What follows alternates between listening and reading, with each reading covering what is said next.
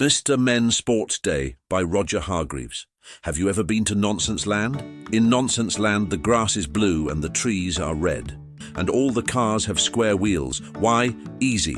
So they don't roll away when they are parked on a hill. I know, what nonsense. And in Nonsense Land they hold a sports day every summer. Nothing silly about that, I hear you say. Well, you'll just have to wait and see. This year, the preparations for the sports day started 2 weeks before the event. And it being Nonsense Land, things happened somewhat differently to how you would have expected. Little Miss Scatterbrain got the sports field ready. The day of the Nonsense Land sports day dawned to a great deal of excitement.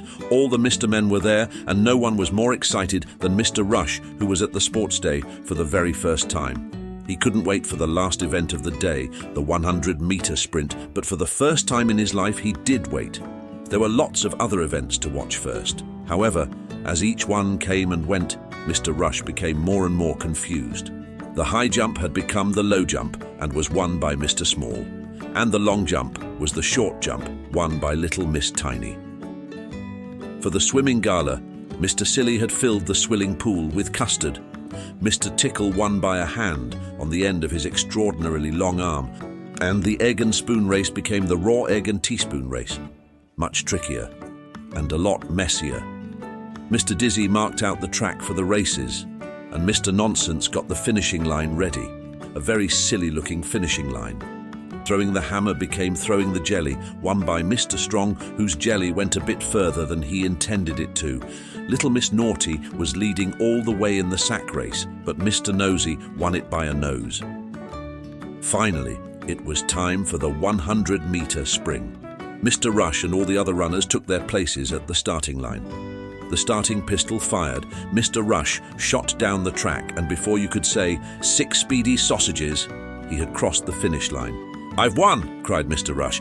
Everyone gathered round for the prize presentation. Mr. Rush could not wait to hear the announcement.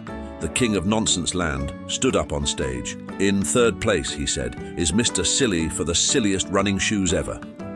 In second place," he continued, "is Little Miss Dotty for the silliest running outfit. And in first place, for by far the silliest 100-meter spring, is Mr. Slow." But Mr. Slow didn't even run. "Look, he hasn't finished yet," cried Mr. Rush, who could not believe what he'd just heard. "Exactly," said the king. He walked. What could be sillier than entering a running race and then not running? And here he comes now. Poor Mr. Rush hadn't realized that the event was called the silliest 100-meter sprint. But that's nonce," said Mr. Rush. "Exactly," said Mr. Slow. "Complete nonsense." And he stepped forward to collect his cup. A teacup.